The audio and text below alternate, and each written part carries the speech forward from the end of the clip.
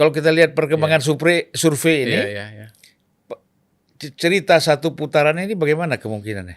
Justru dengan survei yang terbaru ini, satu putaran itu kalau menurut saya semakin mungkin ya. Kan ada, nanti kita bahas mungkin ya, ada yang mengatakan ini masih 39, ini masih 40, belum 50 dong gitu. Itu benar, tapi itu kan melihat dari satu sisi. Kalau saya melihat dari sisi yang lain, yaitu sisi tren. Bagaimana misalnya pada Oktober, awal Oktober itu Prabowo itu masih 35, lalu ada Gibran jadi 40 awal November, lalu di awal Desember ini sudah jadi 45. Berarti kan trennya naik. Gitu. Ya. Nah, tren naik ini belum kelihatan langit-langitnya belum, masih terus naik gitu. Nah, kalau ini terus naik, maka awal Januari nanti kalau naik 5% lagi berarti udah tembus angka 50 loh. Iya. 50, sekian katakanlah begitu. Dan 1 bulan kemudian ke awal Februari itu bisa mencapai angka 55. Dan kemudian pada pertengahan Februari, katakanlah separohnya 2,5% bisa sampai ke 57,5% gitu. Jadi kita nggak bisa dalam survei itu hanya melihat angka pada hari ini, tetapi juga harus melihat tren. Gitu. Dan saya mau mengatakan kepada teman-teman ya, bahwa kalau pendukungnya 02, kalau Anda mau mendorong satu periode, satu putaran atau sekali putaran, saya menyebutnya sekali putaran, Bang, bukan satu putaran. Momentumnya itu sekarang, gitu lah. Momentumnya itu sekarang. Dan saya dengan beberapa teman-teman sudah mulai menginisiat gerakan ini, Bang, ya. Jadi gerakan sekali putaran, singkatnya GSP gitu. Ya, kalau mau bergabung nih ada nomornya nih. Saya boleh bacain ya, Bang, ya? Izin ya. 08 111 92 4131. Saya ulang 08 111 92 4131. Kalau yang mau bergabung dari seluruh Indonesia. Jadi ini gerakan sudah mulai. Tentu teman-teman bisa membuat gerakan sendiri-sendiri. Tetapi poin saya begini. Selama ini kan dengan di mana urgensinya gerakan sekali putaran itu? Selama ini dengan persepsi mengenai ketegasan Pak Prabowo, dengan persepsi mengenai kewibawaannya, dengan program kerjanya, misalnya makan gratis, susu gratis untuk anak sekolah, ibu hamil dan seterusnya. Itu Pak Prabowo dan Mas Gibran, ya, Mas Gibran dengan mudanya, dengan penerus Pak Jokowinya, itu telah mengantarkan kepada angka 45 gitu. Nah, ini perlu menembus angka 6%, 7%, 10%. Sebetulnya ada satu argumentasi lagi menuju ke sana. Saya menyebut ini argumentasi sekali putaran. Argumentasinya apa? Pertama, bahwa dengan sekali putaran Indonesia pemerintah akan bisa menghemat anggaran 17 triliun gitu. Nah, 17 triliun itu bisa dibuat untuk kegiatan perumahan, kegiatan bantuan sosial, kegiatan infrastruktur, dan kegiatan-kegiatan yang lain buat masyarakat lah. Itu pertama. Yang kedua, lebih hemat juga secara waktu. Karena kalau misalnya sekali putaran tembus angka 50% plus 1 tanggal 14 Februari, maka kemudian nggak perlu ada putaran kedua pada bulan Juni gitu. Artinya kita hemat waktu, bulan Februari hasil Pilpres sudah selesai.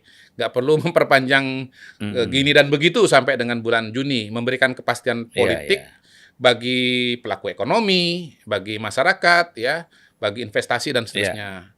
Nah, argumentasi yang ketiga adalah lebih aman, lebih damai gitu. Karena apa? Karena dua paslon yang akan bertarung pada putaran kedua itu bisa menciptakan kondisi all or nothing gitu. Menciptakan kondisi ya saya atau kamu gitu. Beda dia dinamikanya dengan 3 calon ya, lebih cair kan gitu. Ada yang mengatakan bahwa politik identitas nggak keluar di tahun 2024 ini gitu. Menurut saya bukan nggak keluar, belum keluar. Ketika ada 3 calon itu potensi keluarnya itu masih sedikit. Tapi begitu sudah 2, maka akan terjadi polarisasi, dan kemungkinan besar ya polarisasi itu seperti saya pernah sampaikan juga di sini akan memakai isu agama atau isu primordial. Kan sebenarnya posisinya sudah ada untuk polarisasi kalau masuk putaran kedua, yaitu para ulama sudah mengeluarkan istimewa ulama untuk mendukung Anies Baswedan kan. Walaupun sebenarnya tidak representatif. Ulama ini kan jumlahnya banyak sekali. Tapi sebagai simbol itu yang terjadi ya. Ya. Mulai dari Pilkada Jakarta 2017 ya. Sampai dengan Pilpres 2019. Ya. Ya kalau untuk Pilkada DKI mungkin bisa ya. Ya. Karena itu kan orang-orang di DKI semua. Ya, ya. Gitu, oke. Tapi kalau untuk seluruh Indonesia mungkin tidak bisa dijadikan sebagai simbol. Karena masing-masing daerah kan punya. Nah gini Bang, kita ini begini, dengan berat hati saya katakan konstruksi politik di Indonesia ini banyak dimulai dan pusatnya dari Jakarta. Ya. Sehingga kemudian Jakarta itu maksud saya pusat lah. Gitu ya. Jadi konstruksi-konstruksi yang berjalan di pusat ini, kalau untuk bicara Pilpres itu bisa sampai ke daerah. Kita lihat misalnya pembelahan-pembelahan 2014, 2019, itu kan isu-isunya mungkin di awalnya Jakarta, misalnya 2014 tabloid obor rakyat misalnya, tapi isunya kan sampai ke bawah.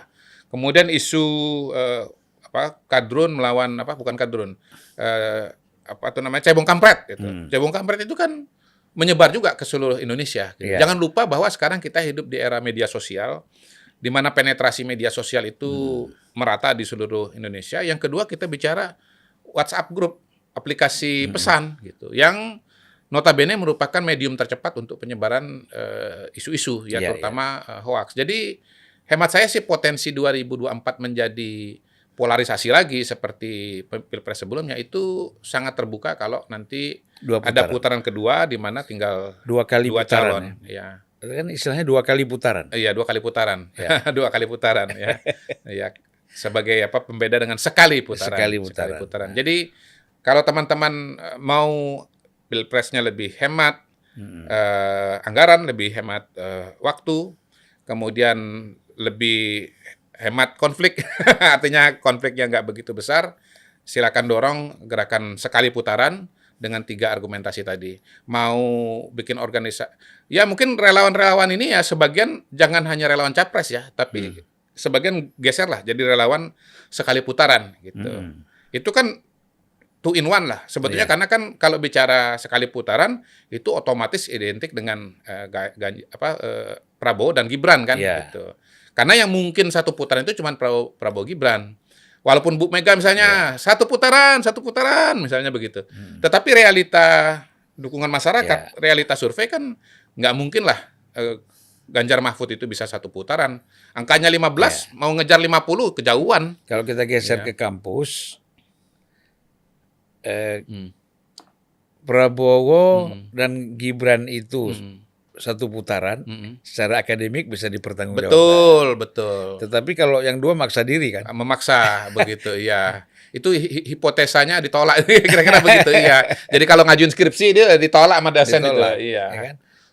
Gimana mau bilang 1 putaran, angkanya jauh banget kan gitu kan. Tapi kalau ya angkanya itu mendekati ya hipotesanya bisa diterima.